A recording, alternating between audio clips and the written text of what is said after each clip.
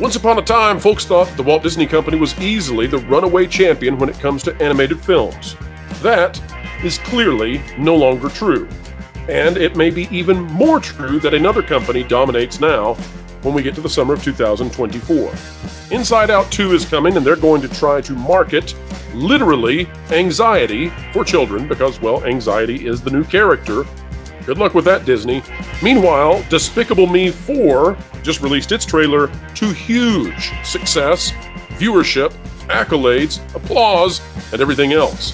And folks, you're not going to believe the budget for Despicable Me 4. You're not going to believe how little this film needs to make a profit and how much it's going to make in said profit.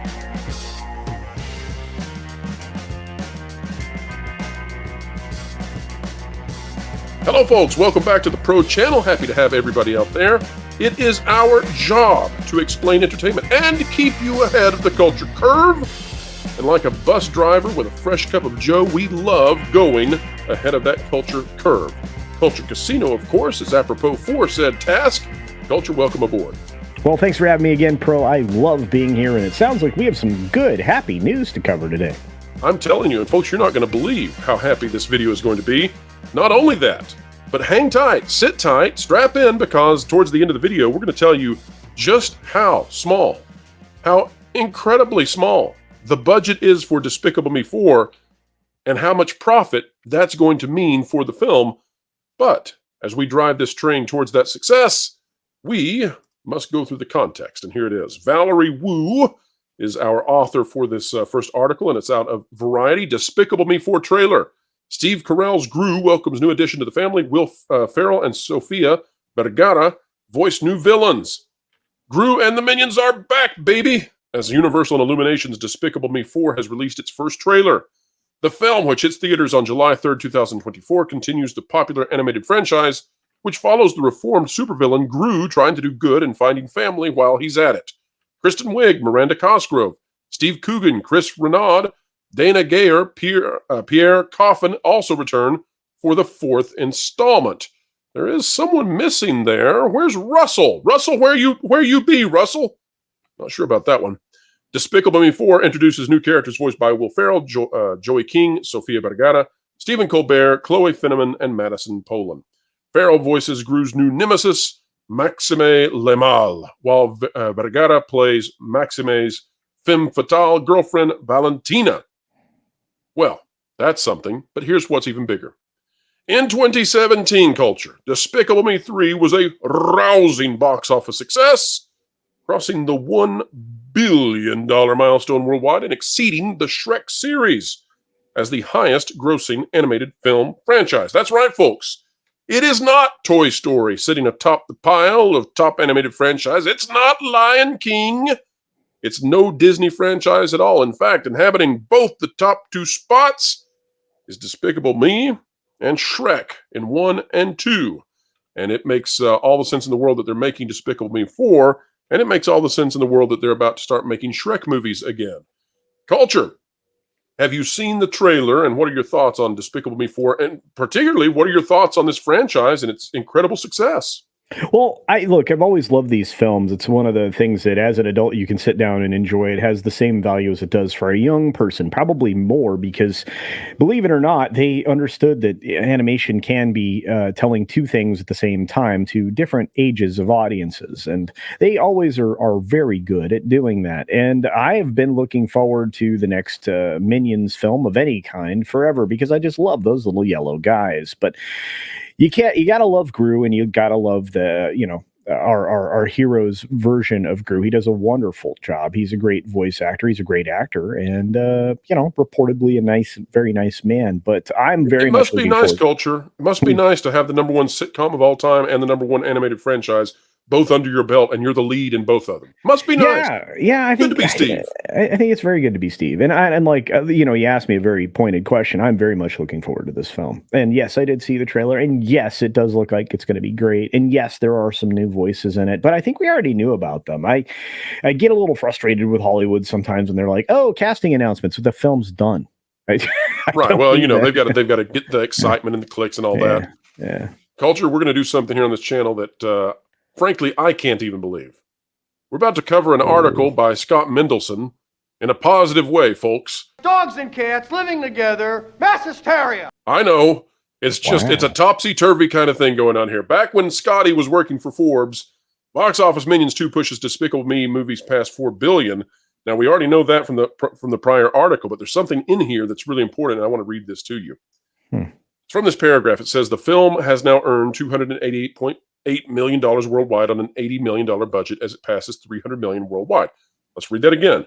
On an $80 million budget. Okay, but that's still not what we definitely need. There's something bigger here. Ready? We're going to go down to the final sentence in this paragraph.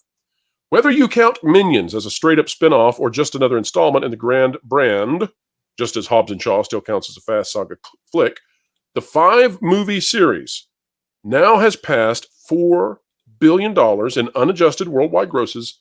And here's the thing. Here's what everybody needs to pay close attention to. On a combined $374 million budget. $374 million budget, $4 billion total haul.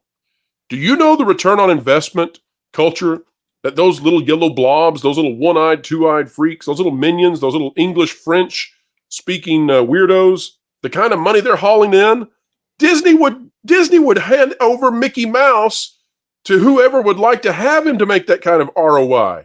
This is insanity. They're spending $250 million at Disney to make Wish. It's making, it's not going to pull in $100 million.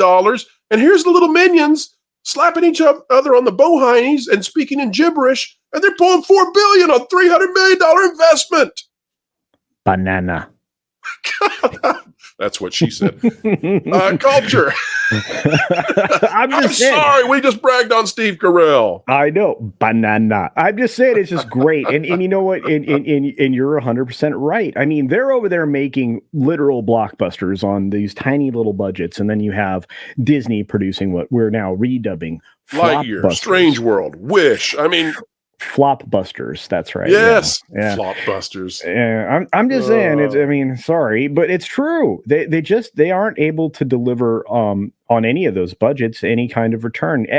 First of all, that's unfathomable, right? I mean, it's crazy. It's insane. It's like that kind of ROI. That'll make one of these every 3 months. You don't think Universal's taken Disney to the cleaners, and they are going to the bank at the same time.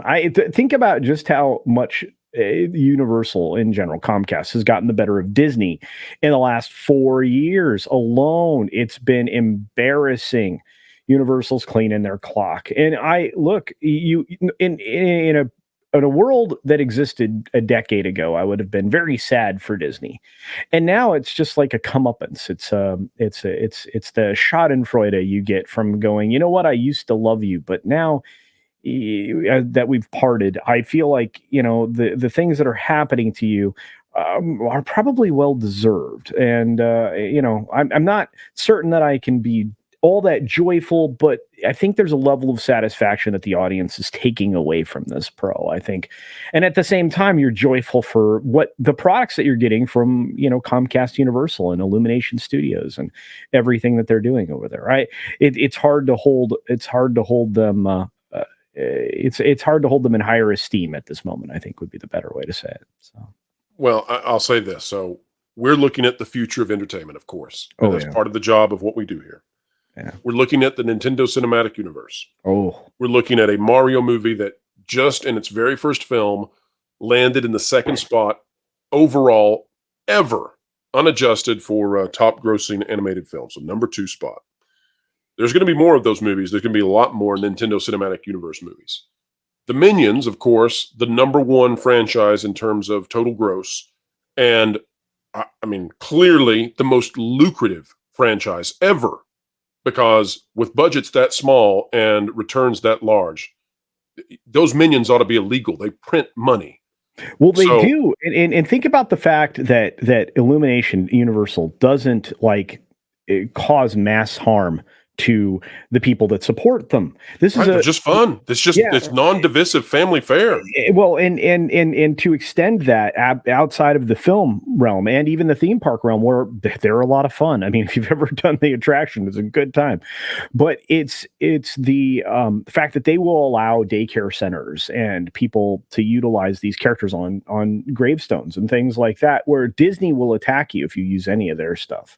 If you go into a daycare and you see minions everywhere, Universal isn't going to clean their clock because they're not. Right. Really Universal knows that's the best advertising they could ever have, to have minions all over a pre-K.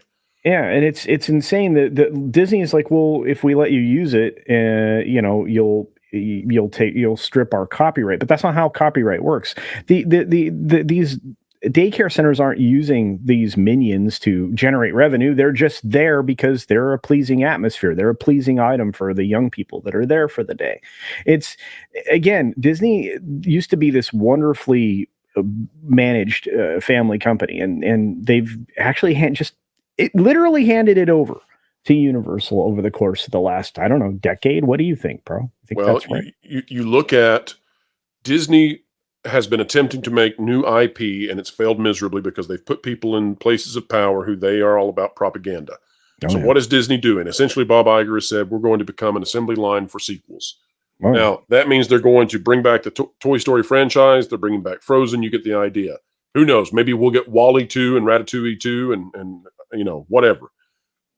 The reason they have to do that is because they are facing a horizon where the Nintendo Cinematic Universe is a guaranteed billion-dollar blockbuster every time it releases a movie, and that's going to ramp up. They're looking at the Despicable Me franchise already kicking their butts, and it's going to continue ramping up. They're looking at Shrek returning. Every big franchise is ready to take full benefit of Disney having vacated and abdicated their spot in the animation film hierarchy. Yes. And we're going to get good entertainment. We're getting great entertainment this year. It's going to come from Universal. It's going to come from Sony. I don't know how the Ghostbusters film is going to turn out, but I know a lot of people are really excited about it. And that's the kind of stuff where, when Disney is not there, it doesn't mean that entertainment stops. It just means other people are going to fill in that gap. So that would be my thought on it. But Kocho, let's talk about projections for box office for this, because now we talked about where the Despicable Me franchise was. Okay, it was at $4.3 billion, somewhere around there. This film has the potential. It has the potential to push this above the $6 billion mark for the franchise. And the reason that it can do that is because people are looking at the Super Mario Brothers movie, and it made $1.3 billion. And people are saying, well, if this makes 1.5, that'll do it. Now, I'm here to say, I don't believe that's going to happen. My guess is this is going to land somewhere between $1 billion and $1.2 billion in box office. Yeah. There is a caveat here. And that caveat is that there are only two big animated films coming out in the summer of 2024. Inside Out 2 and Despicable Me 4. Which do you think will do better, bro? Oh, Inside Out 2 is in so much trouble. Yeah. If Inside Out 2 underperforms, what we already suspect could be rough. And again, folks, think about the lunacy of this. You're going to make a movie aimed at children. Okay? You're going to make a sequel to a beloved film that is of a very high quality. And the way you're going to do that is you're going to introduce a character named Anxiety, and all of your merchandising has to be to merchandise anxiety to children. You're going to have to convince parents to put the embodiment of anxiety into their cribs and their beds for them to hug and to hold. That's a big ask, I would say. Honey, have you went and bought anxiety yet for our child? Yes. She's wanting anxiety so badly. She just loves that anxiety doll. Let's instill an emotion into our child and reinforce it with this film, and then put them on medication the rest of their life. Sounds great. What did you think about the movie, sir? Oh, I loved it. I just love anxiety so much now. I just can't get over it. Got to give me some more of that gosh darn anxiety. Brilliant, Disney. You're brilliant. Meanwhile, Despicable Me is going to run the little minions that every time you put a minion on a screen, you're making thousands and thousands and millions of dollars. Lots and lots of money. Yep. Ooh. Mega money. Mega money. I bought the bank. Culture, it's that time. We promised the audience we'd tell how much this this film cost. According to sources I have, Culture, this film is probably going to wind up, and this is remarkable to me, especially given inflation. Sources I've talked to say that the Despicable Me 4 film is likely to end up with a budget between $75 and $95 million.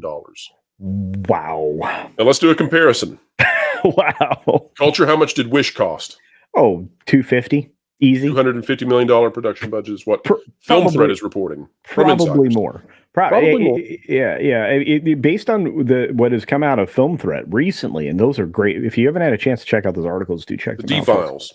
Yeah, the D-Files. But consider that that's what the people involved estimate, and that the original production budget announced was the money they spent before they had to go back and redo it, almost all. So, goodness me. So let's just give it to it. Let's say it's 250. Let's say it's in there.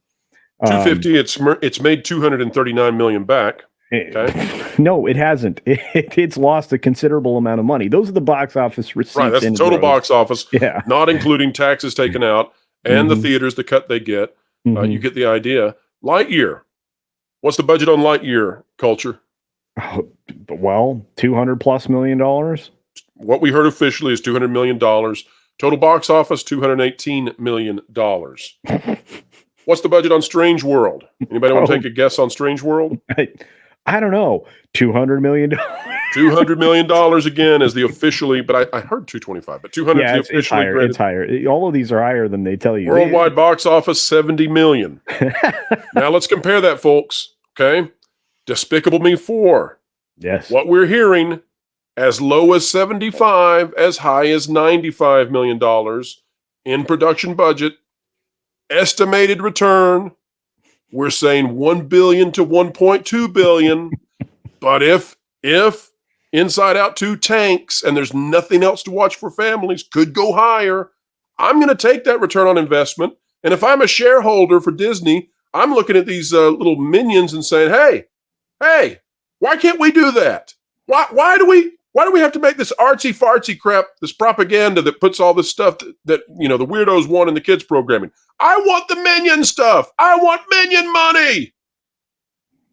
I bet you everybody wants Minion money. I think you're right. I think if this is sub 100 million, and there's no reason to believe that you're wrong. In fact, I would agree. That's probably where this budget is, considering how low the budget was for Mario Brothers, which was 100 million. Yeah, and I think we're in that ballpark of that $1 to $1.2 billion range for this film. I don't think Anxiety is going to lead the box office this year, except in Disney. It's the worst idea ever. Disney, literally. Anxiety will lead Disney this year. I think it's been leading Disney for a while, but I can't wait for Inside Out 3, Culture. The new emotion will be murderous rage. Wow. I hope not. Goodness. I think anger was enough. You thought sadness was enough, and they said, no, sadness and fear, that won't do it. We're going straight to anxiety. We're going to disorders. Yeah, well, and is that really even the worst of it, bro? No, probably not. Probably not. We don't even know what terrors shall be bestowed on us and Riley in the next film. Who knows? And the poor young people that are subjected to this product. Do you remember? First of all, did you ever think that I never thought I would use those words. The terror and horror that will be bestowed upon young people by Disney. Do you think that's the statement I ever would have dreamed would have come out of my mouth? Well, I never thought they'd invent a character that is the embodiment of a negative emotion or negative state of being, and that it would look like a coked out Fraggle. So, but they went there. I was just thinking it looked like Amy Pascal, but I could be wrong. You might be right there. Culture, final thoughts on the idea of making a film for $75 to $95 million, and right off the bat, probably going to make $1 billion plus. I mean, you talk about success, and I don't see how Disney can continue on with the way they're doing it, but I don't see how they can fix it either. I think they are trapped, being miles behind whatever we're going to get from the other animated companies. I think that this film, of any film that Universal could release, Illumination could release right now, will really just be the candles on the cake. For a coming of their own kind of a time for Illumination. I think Disney is the aging steed that's being put out to pasture, and I think Illumination is just overtaken them, and it's been in such quick fashion. I don't think anybody was quite prepared, especially Disney. And yet, Despicable Me 4, and this is what, the 5th, 6th film in this franchise. You know why it's not long in the tooth? Because it's not divisive. Because families aren't scared of taking their kids to go watch it, because it's just fun and funny, and it's at its heart, it's a soft little family film about Gru finding a family and raising kids. It's not overthought. Well, and this is a discussion that, if you are timeless, you're good forever.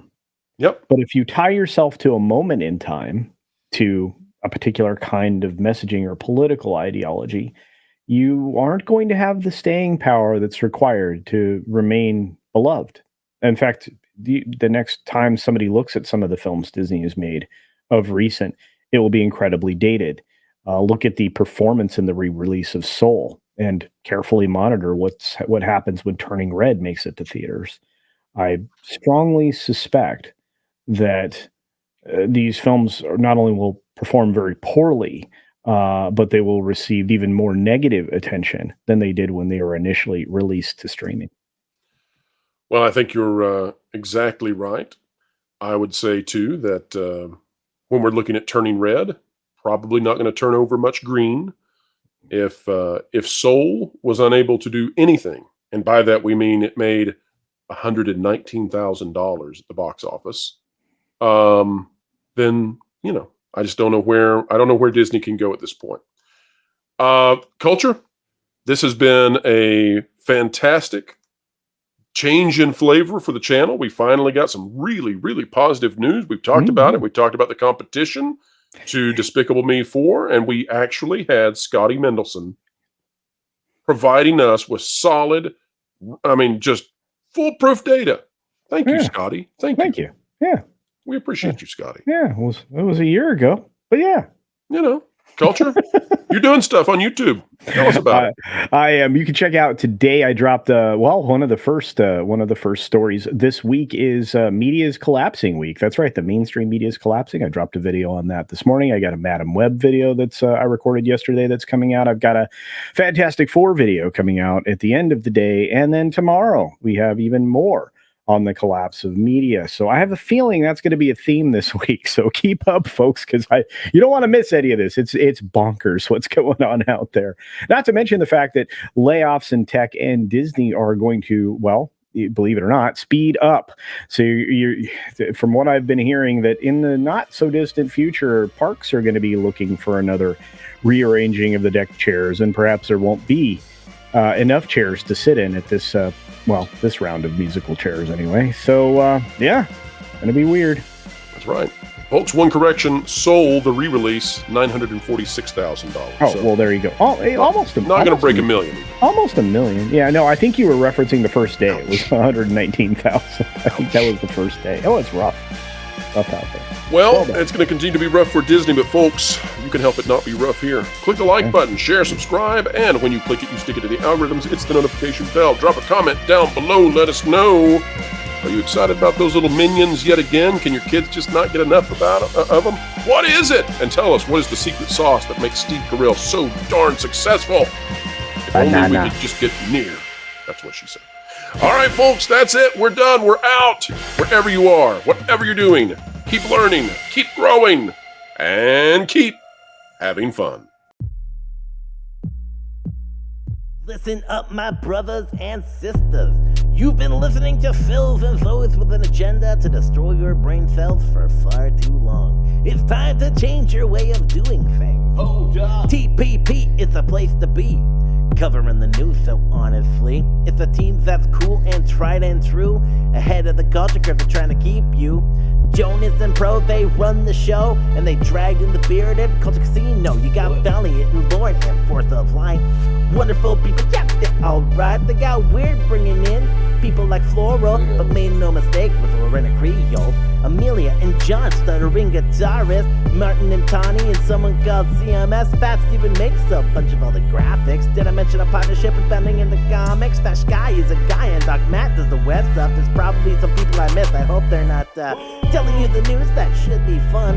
With accurate info that's not been spun, you can figure it out as you will see. The TPP is the place to be. Yeah, Wilton. That was actually pretty good, or white. But I think you might have forgotten Vash. Well, he lost all his friends. But it was implied.